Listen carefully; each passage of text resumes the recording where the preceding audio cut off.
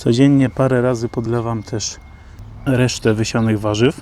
Tutaj są najwcześniej wysiane rzodkiewka i buraki.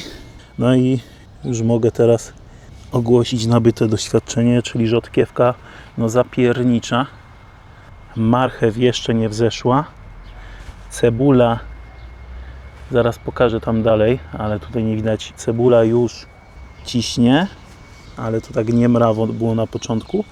A tutaj drugie w kolei, jeśli chodzi o tempo, są buraki. Mimo tego, że tu chodziłem i trochę podeptałem, szczególnie gdzieś tam przy końcu, no to one sobie poradziły i wzeszły. O proszę, cebula tutaj pięknie pędy wypuściła. Dobrze, że sobie ją trochę głębiej wsadziłem. Dzięki temu, mimo że czasem to ziemia była przesuszona, no to nawet tam, gdzie jest taka twarda, sobie dała radę. A tutaj, gdzie specjalnie do truskawek mieszałem ją z ziemią uniwersalną, widać, że te cebule dużo szybciej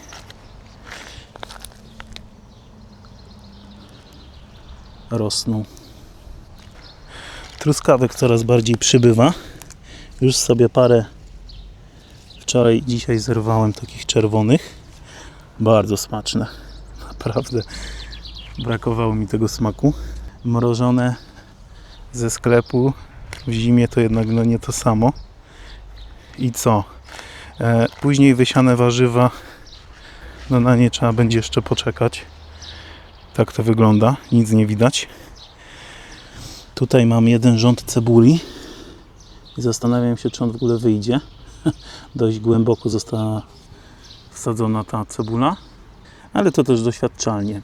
Nie leję jej mniej wody niż reszcie sianej, co w sumie na logikę wypadałoby trochę mniej jej lać, ale zobaczę sobie przy okazji, czy nie zacznie gnić. Będę wiedział na przyszłość, że faktycznie trzeba ją mniej lać niż to, co się dopiero wysiało. Tutaj wysiana rzodkiewka końcem zeszłego tygodnia. Nie, nawet nie końcem zeszłego tygodnia. To było wczoraj. No zobaczymy, czy ona niedługo wzejdzie.